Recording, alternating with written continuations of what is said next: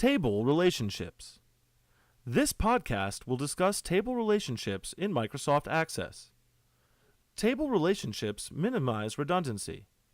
If you have two tables with different but related types of information, such as information relating to an instructor's list and a courses list, you can create relationships between them.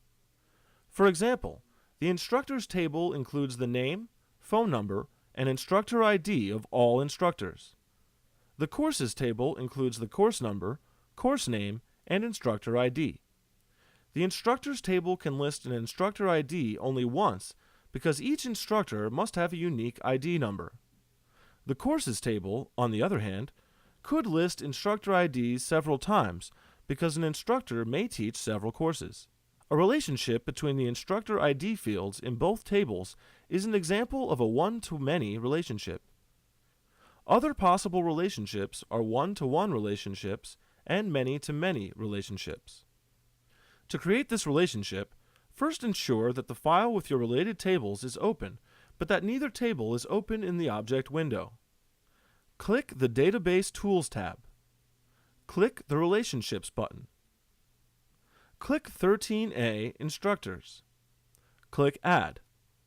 Double-click 13A Courses to add it. Click Close.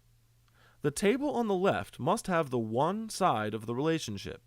In this case, Instructor ID is the primary key on the 13A Instructors table. The table on the right must have the many part of the relationship.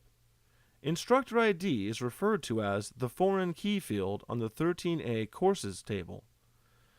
The primary key in the 13A Instructors table must have a unique index, meaning the index property is set to yes, no duplicates. The foreign key should not have a unique index. Drag the corner of each table in the relationship screen so that all fields are visible. To create the relationship, drag Instructor ID on the Instructors table until your pointer is on top of Instructor ID on the Courses table. The Edit Relationship dialog box appears. Click the Enforce Referential Integrity option.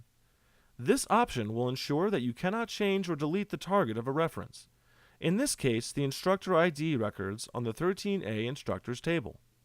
However, if you check the Cascade Update Related Fields option, you can make changes to the Instructor ID records in the 13A Instructors table, and it will automatically update the fields in the 13A Courses table. This would be useful if any of the Instructor ID numbers needed to be changed. Click Create to create the relationship. This completes this podcast from the Go series.